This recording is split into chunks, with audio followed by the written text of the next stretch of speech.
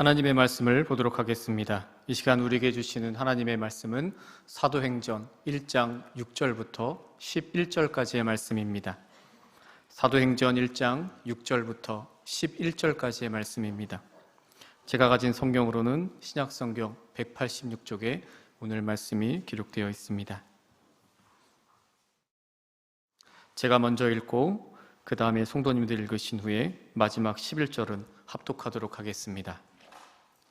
그들이 모였을 때에 예수께 여쭈어 이르되 주께서 이스라엘 나라를 회복하심이 이때니까 하니 이르시되 때와 시기는 아버지께서 자기의 권한에 두셨으니 너희가 알 바 아니요 오직 성령이 너희에게 임하시면 너희가 권능을 받고 예루살렘과 온 유대와 사마리아와 땅끝까지 이르러 내 증인이 되리라 하시니라.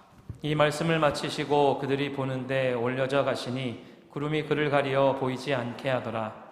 올라가실 때에 제자들이 자세히 하늘을 쳐다보고 있는데 흰옷 입은 두 사람이 그들 곁에 서서 이르되 갈릴리 사람들아 어찌하여 서서 하늘을 쳐다보느냐. 너희 가운데서 하늘로 올려지신 이 예수는 하늘로 가심을 본 그대로 오시리라 하였느니라. 아멘. 할렐루야. 야베스 기도의 축제 가운데서 걸음의 행진을 멈추지 않으시는 여러분 모두 위에 위로부터 주시는 하나님의 진정한 평강과 위로, 그리고 하나님의 응답이 가득하시기를 주님의 이름으로 축원합니다. 아멘. 오늘 말씀을 전하시는 우리 김준영 목사님은 따끈따끈한 목사님이세요. 어제 그 목사님은 목사 안수를 어제 받으셨어요.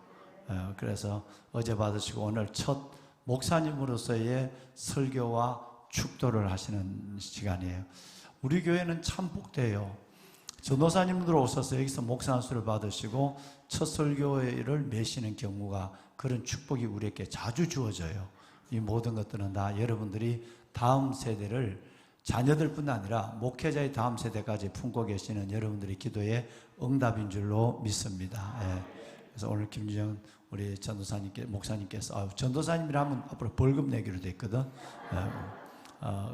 갈릴리 사람들아 라는 제목으로 말씀을 전하실 때 여러분 큰 은혜 받으시길 바라고, 특별히 오늘 이 밤에 목사님으로서의 첫 설교를 통해서 앞으로 목사님의 장도, 모든 장도에 하나님의 나라를 이루는 큰 역사가 일어날 수 있도록 기도하면서 우선은 축하와 믿음의 사역적 여정 위에 하나님의 큰 은혜를 주기를 우리 박수로 우리 격려합시다. 네, 그래요. 축하합니다, 목사님. 네, 감사합니다.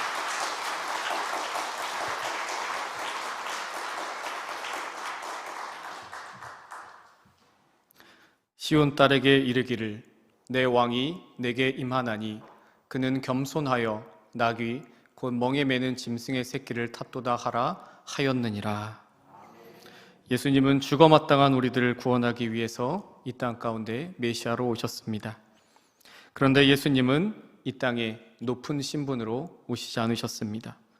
너무나 겸손하고 낮은 모습으로 오셨습니다. 예수님께서 어린 나귀를 타시고 예루살렘 성에 들어가신 것이 그 증거입니다. 성도 여러분, 우리에게도 이런 겸손의 모습이 필요합니다. 아니, 그리스도인이라면 늘 겸손해야 합니다.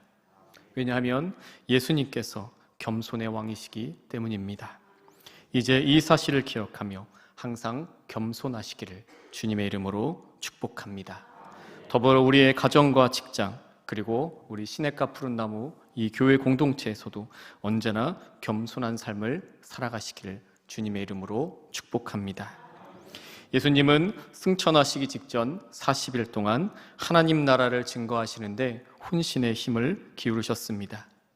특히 제자들에게 복음을 설명하는 일에 집중하셨는데 그 이유는 제자들을 복음 전도자로 양육하기 위함이었습니다.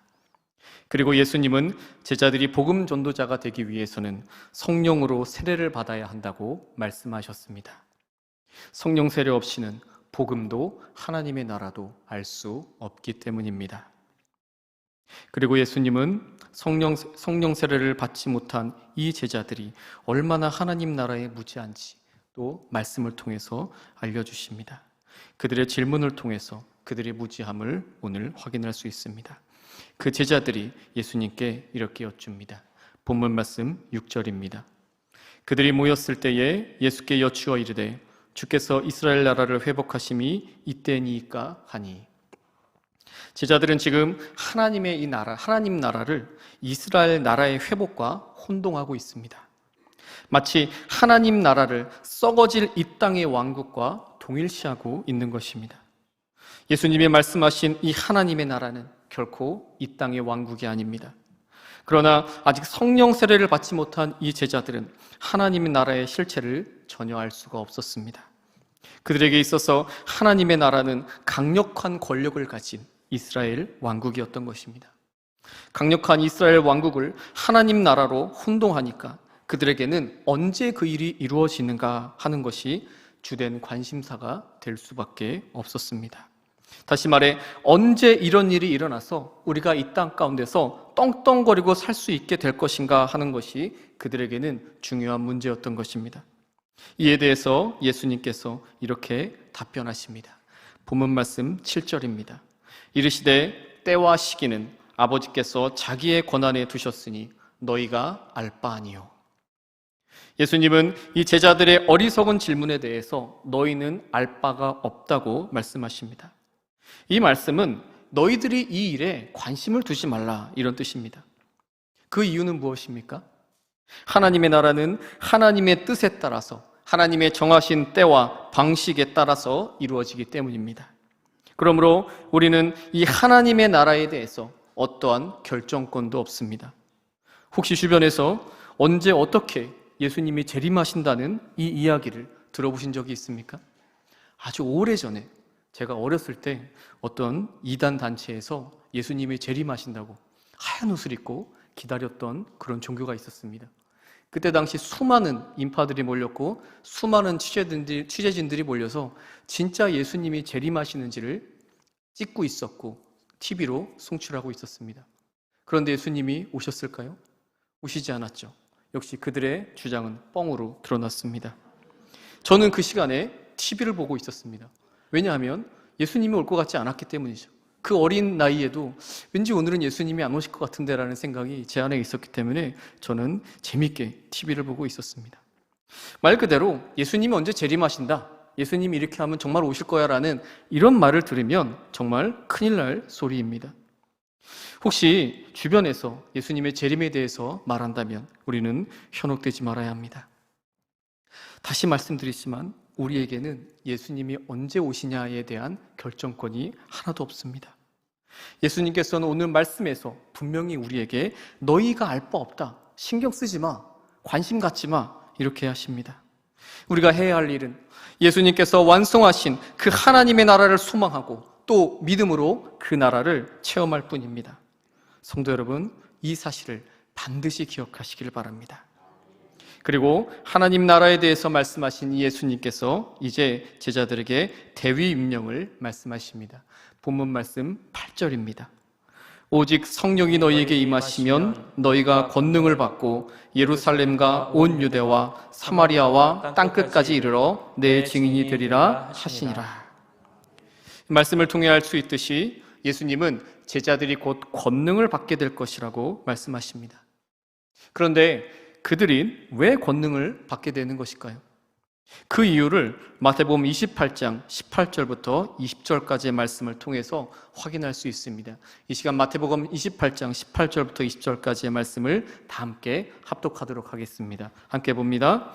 예수께서 나와 말씀하여 이르시되 하늘과 땅의 모든 권세를 내게 주셨으니 그러므로 너희는 가서 모든 민족을 제자로 삼아 아버지와 아들과 성령의 이름으로 세례를 베풀고 내가 너희에게 분부한 모든 것을 가르쳐 지키게 하라. 볼지어다 내가 세상 끝날까지 너희와 항상 함께 있으리라 하시니라. 아멘.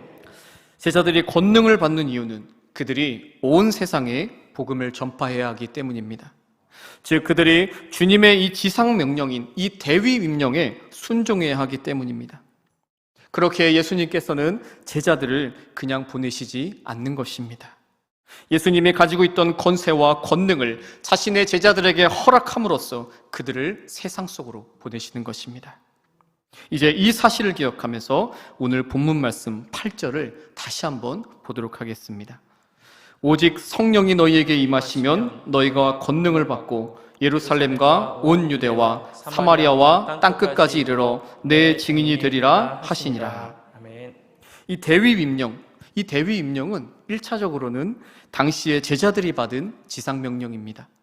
그렇다면 이 대위임령은 우리와는, 현재를 살고 있는 우리와는 아무런 상관이 없는 말씀일까요? 결론부터 말씀드리자면 결코 그렇지 않습니다. 이 대위임령은 오늘을 살고 있는, 이 지금을 살고 있는 우리들에게 내려진 명령입니다. 왜냐하면 하나님의 말씀은 시간과 공간을 초월하기 때문입니다. 우리 모두는 성령 세례를 받았기 때문입니다. 성령 세례를 받은 자들로서 각기 다른 주님의 은사와 능력도 부여받았습니다. 그 귀한 선물들은 내가 의로워서 받은 것일까요? 내가 의롭기 때문에 허락된 것이 아닙니다. 바로 주님께서 이 세상 가운데서 우리를 땅끝의 사람으로 세우기 위해서 만민에게 이르러 복음을 전파하라는 그 사명을 우리에게 맡겨주시기 위해서 우리에게 그런 능력과 은사를 허락하신 것입니다. 성도 여러분, 이 사실을 기억하면서 이제 땅끝의 사람으로 사시기를 주님의 이름으로 축복합니다. 그리하여 주님 다시 오시는 그날까지 수많은 사람들에게 복음을 전하고 수많은 사람들을 살려내는 복음 전도사로 살아가시기를 주님의 이름으로 축복합니다. 이어서 본문 말씀을 계속 이어가도록 하겠습니다. 본문 말씀 9절입니다. 이 말씀을 마치시고 그들이 보는데 올려져 가시니 구름이 그를 가리어 보이지 않게 하더라. 예수님께서 이 대위임령을 말씀하시고 제자들이 보는 앞에서 하늘로 올라가셨습니다. 성부 하나님께서 그 부활하신 예수님의 몸을 하나님의 정당한 자리, 그 우편에 앉히신 것입니다. 또 말씀을 보니까 구름이 예수님을 가리었다고 기록되어 있습니다. 그것은 사도들이 승천을 주목하고 있을 때 하나님의 영광이 거기에 있었다는 가시적인 징표입니다. 두말할 것도 없이 이 말씀은 굉장히 위엄이 있고 또 영광스러운 말씀입니다. 그런데 이어지는 말씀을 보니까 제자들이 당혹함을 금치 못하는 모습이 연출됩니다. 오늘 말씀 10절과 11절입니다.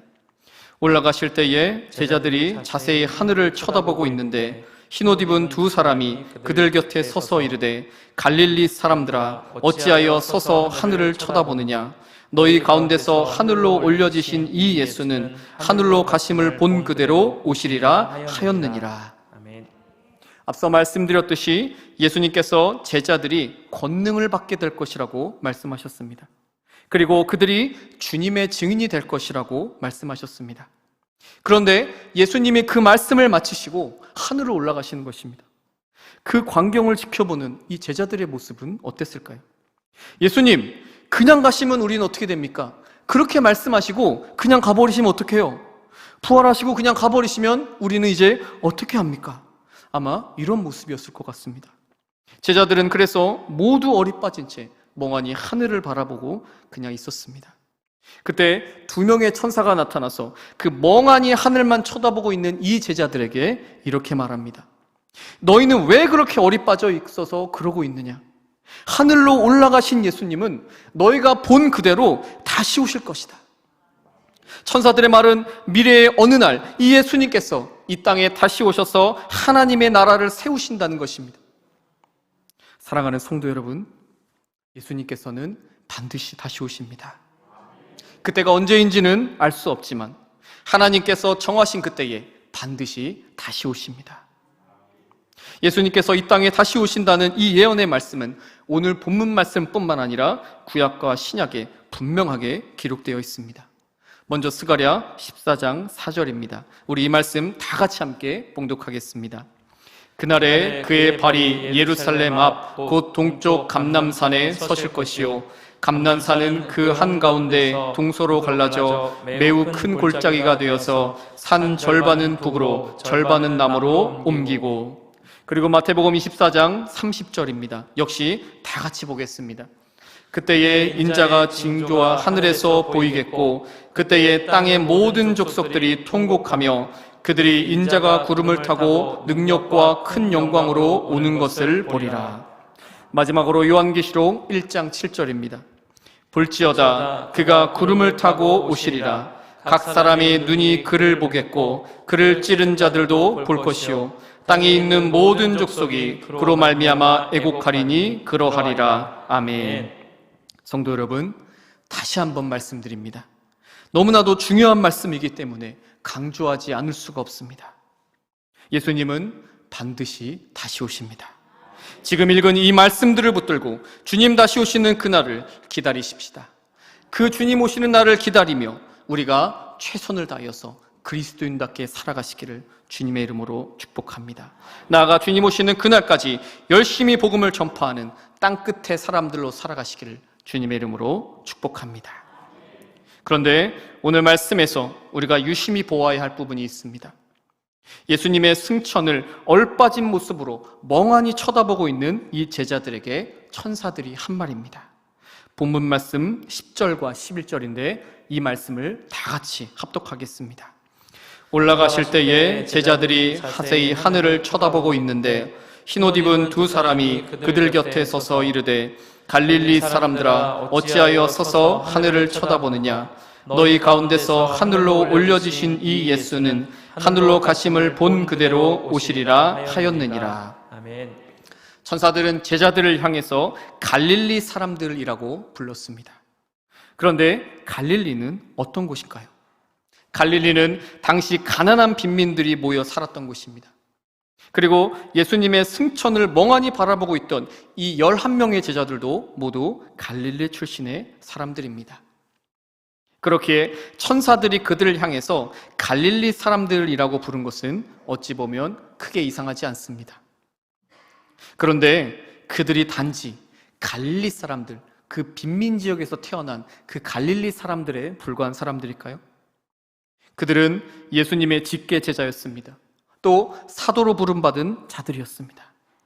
그동안 주님의 가르침을 받은 자들이었고 주님께서 행하신 표적과 기사를 모두 목격한 자들이었습니다. 그럼에도 불구하고 그 천사들은 그런 제자들을 향해서 주님의 제자들이여 혹은 사도들이여 라고 부르지 않았습니다. 그들을 향해서 갈릴리 사람들이라고 불렀습니다. 천사들은 왜 그렇게 불렀을까요? 바로 그들에게 자신들이 갈릴리 사람들이라는 것을 상기시키기 위함이었습니다. 너희들이 위대한 인물이라고 착각하지 마. 황홀감에 빠지지 마. 너희 갈릴리 사람이야. 예수님과 함께 다니면서 가르침 받았지? 예수님과 함께 다니면서 표적과 기사를 받았지? 그렇다고 해서 거만하지 마. 황홀감에 빠지지 마. 너네 갈릴리 사람이야. 이렇게 말하고 있는 것입니다. 바로 이 말에 이 갈릴리 사람들이라는 의미가 담겨 있는 것입니다.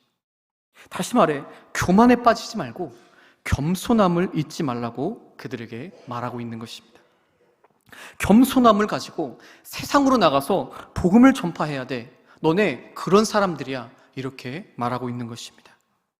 사랑하는 성도 여러분, 이 시간 주님께서 우리에게 이렇게 말씀하고 계십니다. 갈릴리 사람들아. 주님께서 우리에게 이렇게 말씀하시는 것은 우리가 어떤 사람인지 잊지 말라고 하시는 것입니다. 우리들은 어떤 사람입니까? 태어날 때부터 원죄를 가지고 태어난 죄인들입니다. 죽어야 마땅하고 추잡하고 더러운 죄인들입니다. 그런데 성자 예수님께서 일방적인 사랑으로 추잡하고 더러운 우리를 구원해 주셨습니다. 우리가 의로워서 어떤 자격이 있어서 우리를 불러주신 것이 아닙니다. 우리는 의롭지 않은데, 전혀 의롭지 않은데 의로우신 주님께서 그 일방적인 사랑으로 우리를 구원해 주신 것입니다. 우리는 결코 위대한 사람들이 아닙니다. 우리는 자랑할 것이 하나도 없습니다. 우리는 이 사실을 절대로 잊어서는 안 됩니다. 이 시간 제가 개인적으로 아는 성도님들 중에 두 분을 소개해드리고자 합니다.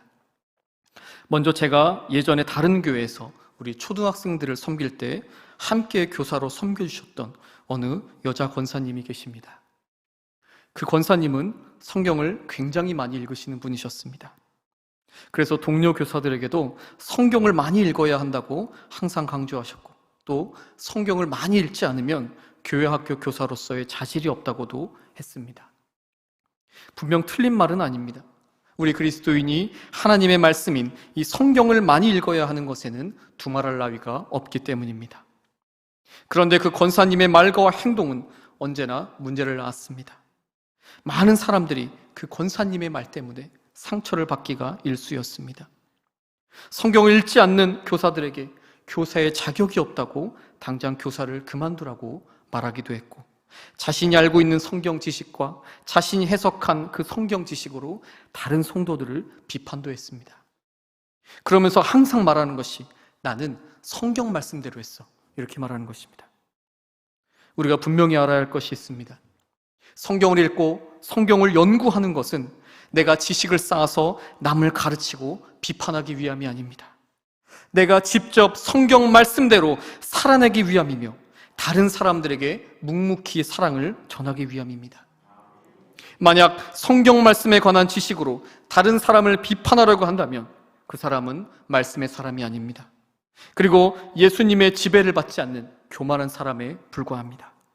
이 시간 제가 이 권사님을 함부로 비판할 수는 없지만 자신이 갈릴리 사람이라는 이 정체성을 망각했기 때문에 너무나도 큰 아쉬움이 남습니다. 다음으로 소개시켜드릴 분은 제가 예전에 섬겼던 어느 교회의 장로님이십니다. 이 장로님은 변호사이시면서도 오랫동안 정치권에서 활동을 하셨습니다. 그리고 서울신학대학교 대학원에서 신학 공부를 아주 오래 하신 장로님이십니다. 법조인으로서 법에 관한 지식은 말할 것도 없었고 아주 깊은 신학 지식도 가지고 있었습니다. 법조인으로서 성실하게 일을 하면서도 또 동시에 세계적으로 유명한 신학자들과 신학 토론을 하기도 했고 세미나를 하기도 했습니다. 중년의 나이가 무색할 만큼 자신에게 주어진 그 하루하루를 알차고 멋있게 보내는 아주 멋있는 장로님이십니다. 그런데 그보다 더 멋있는 것은 그 장로님의 겸손한 성품이었습니다. 성도님들의 나이와 직업에 상관없이 언제나 모든 성도님들에게 존댓말을 사용했고 인격적으로 대해주었습니다. 교회의 굳은 일도 물심양면으로 열심히 섬겼습니다. 그리고 자신의 아들보다도 훨씬 더 어린 전도사님들을 만나면 겸손하게 인사하면서 이렇게 말하곤 했습니다. 전도사님, 많이 가르쳐 주시고 잘 지도해 주세요. 이 장로님의 겸손함에 성도들은 모두가 숙연해 줄 수밖에 없었고 감사할 수밖에 없었습니다. 이 장로님은 성경을 읽고 또 연구한 것을 토대로 많은 사람들에게 사랑의 행함을 드러내셨습니다. 바로 자신이 갈릴리 사람이라는 이 정체성을 잊지 않은 이 시대의 참 그리스도인이십니다. 성도 여러분, 교회 생활과 신앙 생활을 오래 했다고 해서 위대한 신앙인이 되는 것이 아닙니다. 여러 가지 은사를 가지고 있고 또 신비로운 체험을 했다고 해서 내가 의로운 사람이 되는 것도 아닙니다. 우리는 항상 이 갈릴리 사람이라는 이 정체성을 잊지 말아야 합니다. 추잡하고 더러운 우리를 구원해 주신 이 주님의 은혜를 기억하며 항상 겸손함으로 서 있어야 합니다. 이 시간 저의 개인적인 이야기를 하는 것에 대해서 양해해 주시기 바랍니다. 저는 아주 힘든 청소년 시절을 보냈습니다. 저는 중학교 1학년 때 처음 경찰서를 갔습니다. 그 후에도 청소년으로서는 하지 말아야 하는 아주 많은 여러 가지 사고를 쳤습니다. 중학교 2학년이 되던 해부터는 담배를 피기 시작했습니다. 친한 친구들과 만나서 토요일만 되면 조용한 데 가서 교복을 입은 채 잦은 술자리를 가지기도 했습니다. 그리고 온갖 욕설이란 욕설은 다 입에 달고 살았고 다른 사람의 오토바이를 훔쳐서 타고 다니기도 했습니다. 한 번은 공중파 TV 뉴스에 불량 청소년이라는 주제로 기사가 나온 적이 있는데 그 뉴스에 제 얼굴이 모자이크가 된 채로 자료 화면으로 나온 적도 있습니다. 그래서 너무나도 깜짝 놀라서 부모님이 볼까봐 채널을 돌린 적도 있습니다. 학교 공부는 일찌감치 포기했습니다. 교과서를 가지고 등교한 적이 거의 없었습니다. 시험을 치를 때는 문제를 읽지도 않고 대충 답안지에 체크하고 교실 밖으로 나갔습니다. 고등학생이 되어서도 역시 학업은 포기한 상태였습니다. 고등학생인데도 알파벳을 처음부터 끝까지 쓰지 못했습니다. 중학생들도 풀 수 있는 간단한 수학 문제도 풀 수가 없었습니다. 부모님은 그런 저의 모습을 보면서 어땠을까요? 그런 저를 보면서 매우 마음 아파하셨습니다. 제가 담배를 핀다는 사실을 어머니가 처음 아셨을 때 마음 아파하시면서 눈물을 흘리셨습니다. 그리고 일찌감치 학업을 포기한 이 아들의 성적표를 보시면서 매우 뜨거운 눈물을 흘리셨습니다. 이 시간 지난 날의 저의 삶을 다 말할 수는 없지만 저의 청소년 시절은 마치 걸레와 같은 인생이었습니다. 그런 저에게 주님께서 찾아오셨습니다. 2001년 2월 겨울에 저는 19살이 되었습니다. 어머님의 끈질긴 권유로 저는 어쩔 수 없이 그때 제가 다니고 있던 교회 중고등부 겨울 수련회에 참석하게 되었습니다. 아무런 기대감을 가지지 않고 참석했던 수련회였기 때문에 2박 3일 동안의 시간은 참 지겹고 괴로운 시간이었습니다. 그런데 둘째 날 저녁 집회 시간에 기적이 일어났습니다. 당시 집회 강사로 오셨던 목사님이 저를 강단 앞으로 불렀습니다. 그 목사님은 예전에 우리 교회에 강사로 오셨던 모리아교회 박상철 목사님이십니다. 저를 강단 앞으로 부르고 그곳에서 무릎을 꿇게 했습니다. 그리고 저에게 회개 기도를 하라고 말씀하셨습니다. 당시 저는 기도를 어떻게 하는지 몰랐습니다. 아니, 기도를 해본 적도 없었습니다. 그런데 그런 저에게 회개 기도를 하라고 하신 것입니다. 저는 어찌할지 몰라서 그냥 지그시 눈만 감고 있었습니다. 목사님이 안수하자 거짓말처럼 내 안에 뜨거운 마음이 올라오기 시작했습니다.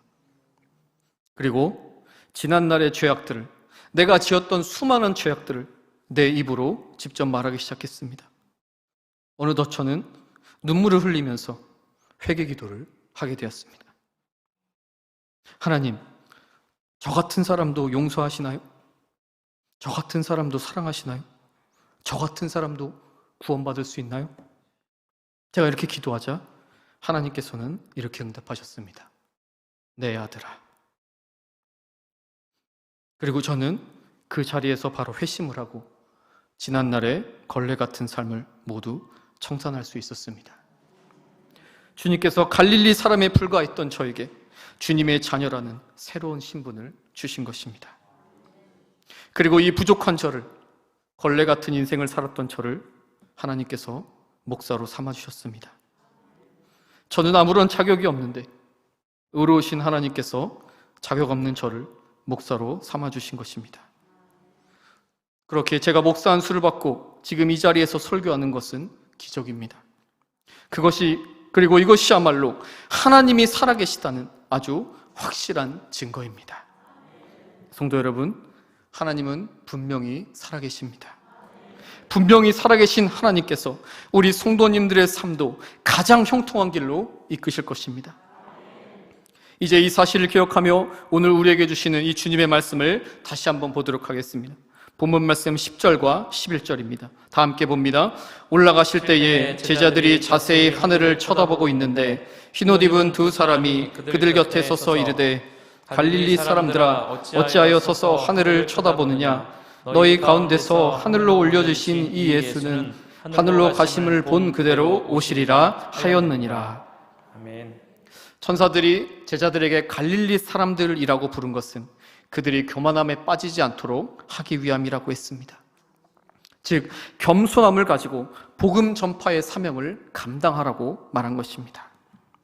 그렇다면 이제 우리들의 삶이 어떠해야 할지가 자명해집니다.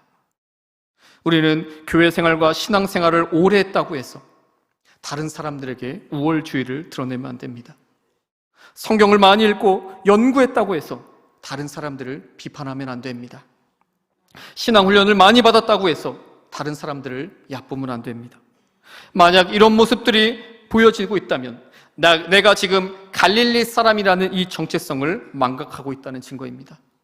또 교만함에 빠져 있다는 증거입니다. 우리는 절대로 이런 함정에 빠져서는 안 됩니다.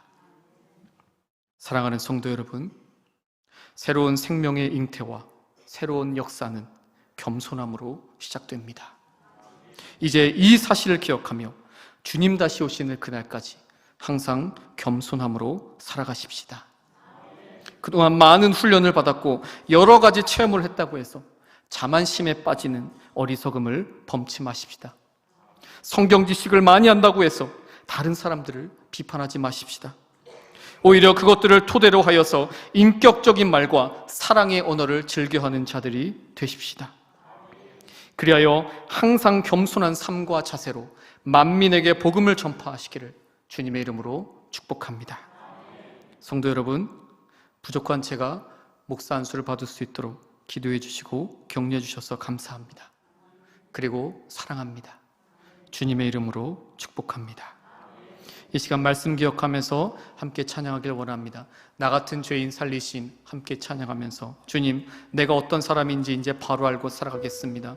나는 죽어 마땅한 죄인인데 주님이 나를 구원해 주셨고 살려주셨음을 믿습니다. 이제 그 겸손함으로 살아가길 원하오니 주님 힘과 능력을 더하여 주옵소서. 이렇게 함께 결단하며 찬양하겠습니다.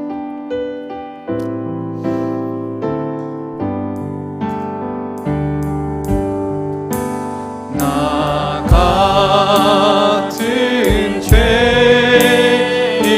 살리신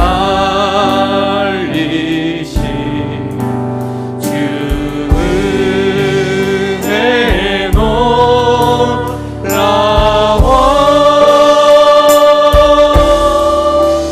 이런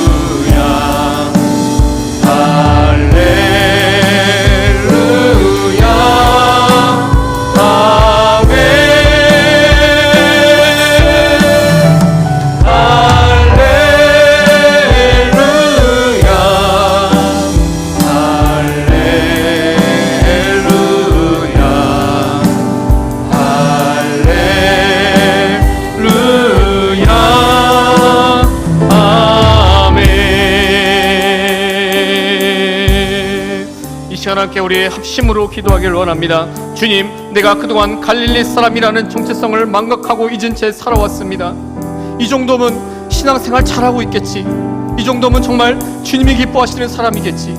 이 정도면 정말 신앙이 좋고 다른 사람들에게 존경받을 위대한 사람이겠지. 이런 착각 속에 빠져왔던 나를 돌아봅니다. 주님, 용서하여 주옵소서.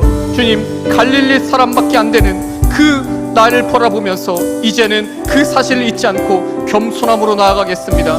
이제는 진실과 정직함으로 하나님 앞에 나아가겠습니다. 오히려 나를 드러내는 것이 아니라 다른 사람에게 사랑의 말과 사랑의 행동을 하며 다른 사람에게 선한 영향력을 끼치는 그런 사람이 되겠습니다. 바로 갈릴리 사람이라는 사실을 기억하며 많은 사람들에게 주님의 사랑과 향기를 뿌리는 자가 되겠노라고 이 시간 함께 결단하게 기도하길 원합니다. 우리 주여 세 번의 진을 다 함께 통성으로 기도하겠습니다. 주여, 주여, 주여. 사랑의 하나님 아버지, 이 시간 하나님 앞에 나와 우리가 예배하게 하시니 감사합니다. 하나님, 이 시간 저희들에게 귀한 말씀 주시고 귀한 결단하게 하심을 감사합니다. 하나님, 우리가 그동안 어떻게 살아왔습니까? 이 정도면 잘 살고 있겠지. 이 정도면 괜찮은 사람이겠지. 이 정도면 위대한 신앙이겠지. 이 정도면 다른 사람들에게 칭찬과 명칭을 얻을 수 있겠지라고 하면서 착각 속에 빠져서 살아오지는 않았습니까? 주님, 갈릴리 사람이 왜 망각한 채 잊고 살아왔던 나를 돌아보며 회개하오니 용서하여 주옵소서. 이제는 나를